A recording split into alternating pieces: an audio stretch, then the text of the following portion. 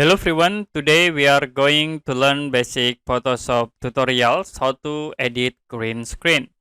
Okay, for example, I will open this JPEG, and if you want to edit this green background in this JPEG, you can use hue and saturation.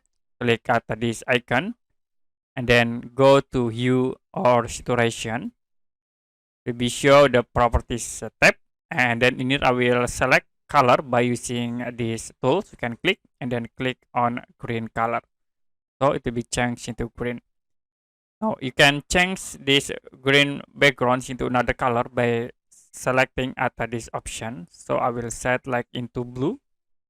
You can move into here and then you can change at this point to make it more blue. Okay, like this. Or the other, you can change into yellow color. Can move again in here. And then if you want to change into white, you only click on likeness into this point to be changed into white. You also can decrease for the edge green. Okay, you can see this, the edge will be still on green, so you can increase at these points to decrease the green on edge.